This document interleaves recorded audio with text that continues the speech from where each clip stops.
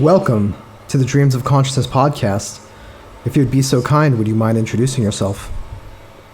Hey, this is Doug from Glorious Depravity, Piron, and also Weeping Sores, and also Seputus. So, I should mention that Doug has been on the podcast before. Back in April, I interviewed him and the other members of Piron about their new album. Welcome back, Doug. thanks for having me back, man. I appreciate it. So how would you describe the music of Glorious Depravity? I would say that Glorious Depravity is down the middle, early 90s style, East Coast US death metal. 90s US death metal with maybe a bend towards the Florida sound, right? Yeah, I hear a lot of Cannibal Corpse and Deicide.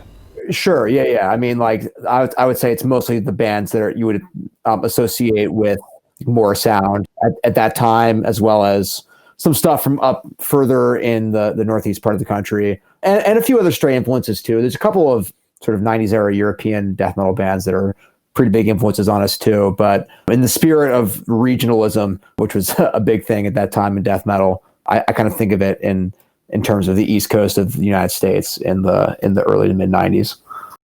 And it should be pointed out that the name came from a Ripping Corpse song, right? Right, exactly. So I think that kind of I mean, we chose it for a reason. You know, Ripping Corpse is from New Jersey, but they are pretty closely tied to the sort of the Florida sound of that era via the Eric Rutan connection. You know, he ended up in Morbid Angel periodically later on, but there's not like any particularly deep significance to that. I think that I'm probably the biggest Ripping Corpse fan in the band. We just thought it was a cool name, and we're not trying to overthink the aesthetic delivery in this band. It's, you know, it's not Civil War reenactment. You know, we're inspired by that era, but it's not too like super cued in on it in a deliberately recreative way. Right. You aren't one of these like retro bands, basically. Right. Yeah. I mean, we're, like I said, you know, numerous times now, inspired by that specific place and time. But I think that for a lot of bands who are so directly influenced by that stuff, there's a tendency to really hone the imitation down to the finest detail. And that's not really what we're trying to do. I mean, at the end of the day, we're just trying to write fun songs that are hopefully memorable and enjoyable, but it's not necessarily a piece of archiving, so to speak. So we should talk about who is in the band. Tell me who your lineup is. So we have on guitar, Matt Mutin, Bellis, and Woe. On other guitar, we have George Paul of Mutilation Rites and Overdose and Gravesend and a variety of other bands. On bass, we have John McKinney of Clean Teeth, and on drums, we have Chris Grigg of Woe. So I'm familiar with most of those bands except maybe Clean Teeth, but I believe all of you guys are from the New York area. Is that right? Yeah, well, actually, Chris and I are from the Philadelphia area originally, but we both live in New York now. And likewise, the other guys are all from other parts of the country originally. Matt and George both got their start in the Boston area. John is from North Carolina. I think that all of us played in bands in our hometowns a little bit before moving here, but I think for all of us, the bulk of our music activities have been in New York, and we're all probably more associated with New York in the popular imagination, you might say. And did you guys meet through the scene in New York? Yeah, I would say that, you know, primarily we know each other through the music scene, but there's also a connection sort of pattern in the band that arises from the fact that most of us, actually at this point, all of us work in software development. There was a sort of the original kernel of camaraderie in the band sort of came from the combination of those two things. When I joined the band, I was the last guy to join the band. I didn't work in that field, but almost directly as a result of having joined the band, I ended up becoming a software developer. So it was a combination of just kind of knowing each other loosely through playing live music in the metal scene in New York, and also that like sort of second layer of connection on top of it that I think brought that particular group of guys together. And it's also, I think, part of why we've been going for about 3 years now, you know, on top of many other activities in our lives. And of course now even the pandemic. So I think it's part of why we've like managed to keep it rolling and, you know, get an album out and start working on another one. I think the software developer thing is interesting, mostly because, you know, there is this perception of metalheads, especially people who are into the very underground, extreme types of metal, to be basement dwelling troglodytes. Except in my experience, all my friends are in some kind of field like engineering or web development or need to understand coding, you know, speak multiple languages. And so the reality versus the perception is quite stark. Right. The difference between the perception and the reality is quite stark. Yeah. I would say that there are a lot of people in the metal world who have some kind of technical background for reasons that make sense. The experience of being in a DIY type of metal band is largely about solving granular problems and doing things for yourself and figuring out how to resolve various quandaries with limited resources. And that's kind of all in keeping with the kind of thought that's required to do a lot of these technical sorts of work.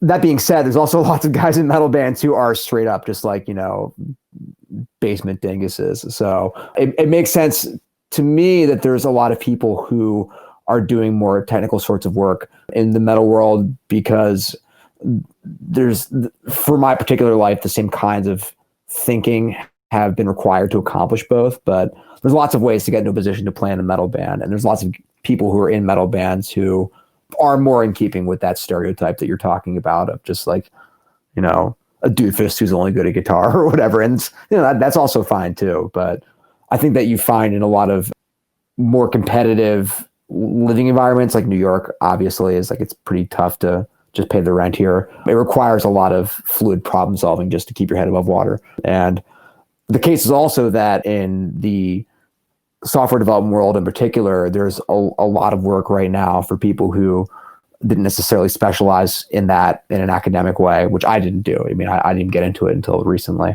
But that also means that there's, if you need to have enough, you know, wherewithal at your disposal to buy gear and set time aside to play music, that's not going to make you any money because obviously death metal for the most part does not make anyone any money. Then it's an attractive option in that way. And there's some other overlapping features to it. It's like a similar thing to writing music where you're kind of iteratively investing time and effort into some project, you know, something that you're refining to make it better to eventually release to the world. You know, it's like got a similar, you know, internal development, external release kind of dynamic, and then it has to behave up to standards in the wild. So yeah, there's a bunch of overlap. I think there's a bunch of different factors that contribute to the number of people in the metal world who work in that kind of occupation. But I also think it's not to be mistaken for a universal thing, as there's lots of more conventional metalhead personalities still making music in this world.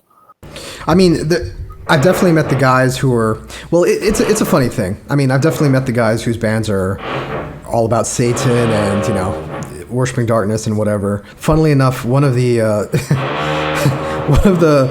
most soft-spoken, polite bands I interviewed is a Polish band who has songs like Sperm of the Antichrist. So it is a kind of weird yin-yang between like what the music sounds like and what the actual people are like.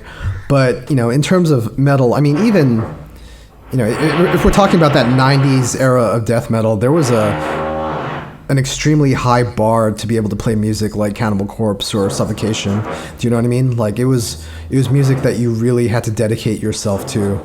And so to me, it's not a stretch that the same kind of person who would, you know, as you say, granular problem solving, but, you know, even in the Malcolm Gladwell sense of dedicating 20 or 10,000 hours to a craft in order to become an expert at it, that really is the case with most extreme metal. Like you don't pick up a guitar and then just bash out a bunch of chords and end up with a death metal album the next day.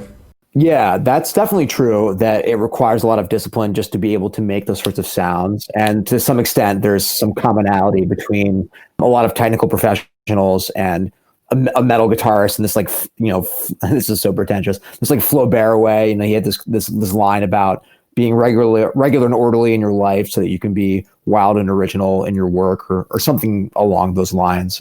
But I think it also is worth noting that the OG crop of 80s and 90s death metal guys in the United States, like the guys who wrote the material that we derive our sound from, are also pretty down the middle what you'd expect a metal musician to be like personalities. Glenn Benton isn't some mild mannered software engineer by day and then he's Glenn Benton at night. No, he's just fucking Glenn Benton all the time. And I think that the ability to sort of live a double life like that is something that's newer in the metal world. I think that there are a bunch of factors that coalesced to make that a possibility. The fact that it's so cheap to record music, I think, is probably the biggest one with contemporary recording technology. The ability to make music on a laptop with some microphones on your own time.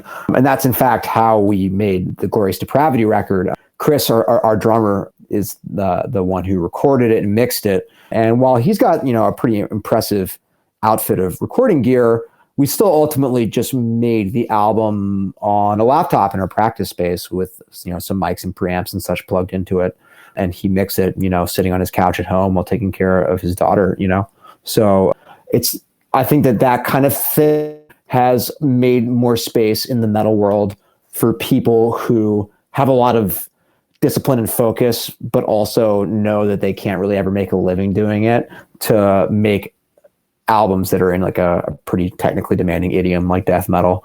So I think that, when I think about it, most of my creative output in any band, Piran or Glorious Depravity or Weeping Sores, which Chris also recorded incidentally, or Sepitus, which Steve recorded, all of those projects probably wouldn't have happened if it wasn't for the newfangled lack of reliance on record labels to pay for a studio budget and stuff. The fact that you can just do it in this very, very DIY way, but still have a fleshed out sounding final product rather.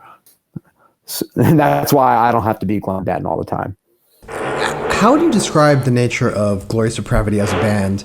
I mean, we talked about all the other bands you guys are involved with. Is Glorious Depravity considered a side project? Is this a one-off recording that you guys did? Or will this be an ongoing band that you guys plan on recording more albums for? We're planning to keep going. We've already started writing for another record of some description. Whether it's an EP or an LP is a little up in the air. It's probably going to be an LP, but the nature of the band, I think, is that it's just a regular band. We're all members of it. We play together. It's a collaborative experience like any other band. I wouldn't say that we've all agreed that it's a side project or anything like that. And in some ways, compared to some of our other projects that don't play live, it's more of a real band than a lot of the ones that predate it. But I think that to some degree, your longest running band that plays live is always going to be your main project in some way. So I wouldn't characterize Glorious Depravity as a side project. I frankly still think of Piran as being my main band, but that's only because Piran has been continuously active for longer than any other band that I'm in. So I can't speak to what the other guys would say about this. I think it probably differs from person to person. I think that Chris and I are probably the only two people who are really super active in their long-running bands right now. Everyone else is in some kind of hibernation for that, as far as that kind of stuff goes, I think.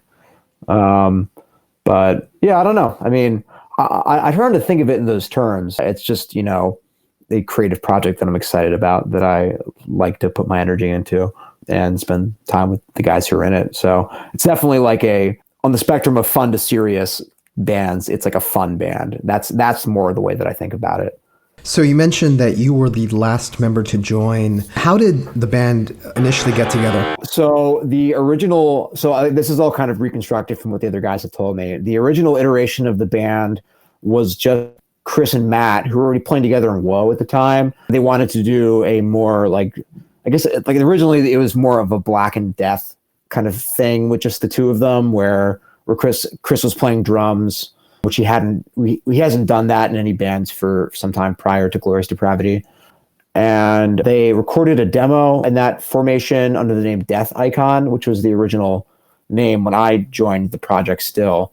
I think I can't remember whether Matt or sorry, whether John or George joined first after Chris and Matt's initial iteration of the band. But basically, George and John both got brought in due to a combination of familiarity through live music, and again, the like sort of the software developer overlap was something that they all realized they had in common pretty early on. So they all kind of bonded over that. And so basically those four got together once they realized that they being Matt and Chris wanted to do a more fleshed out band with, you know, two guitars and a separate bass player that could play live.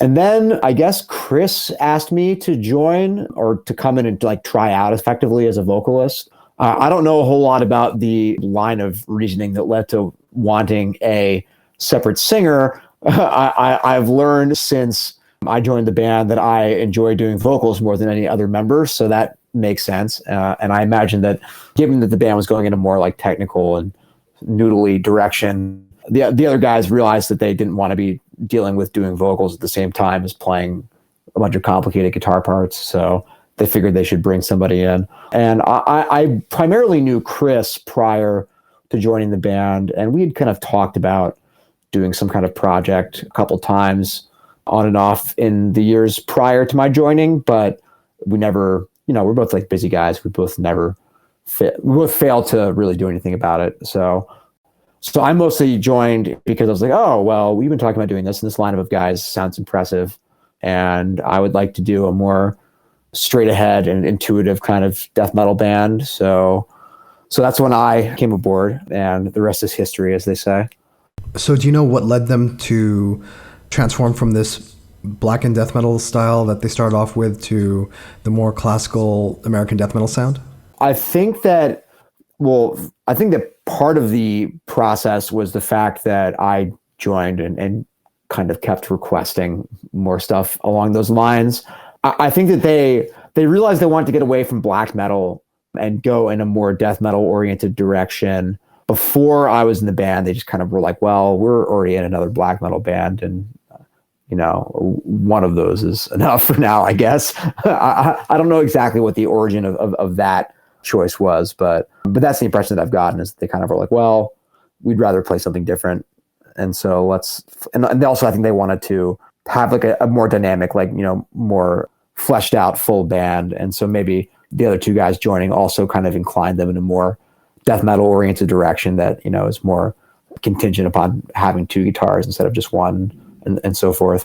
But yeah, I don't know. It all happened pretty organically. I don't think there was no like band meeting where we're like, do East Coast Florida death metal. It was just like, you know, a bunch of consecutive small decisions about what kinds of riffs we wanted to write. We write all the music in the room as a full band. Like, we just come up with the riffs and kind of collectively arrange them on the spot.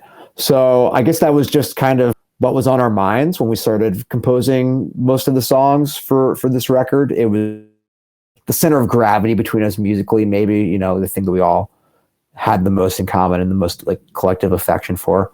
I don't know. There really wasn't a plan. It kind of just happened.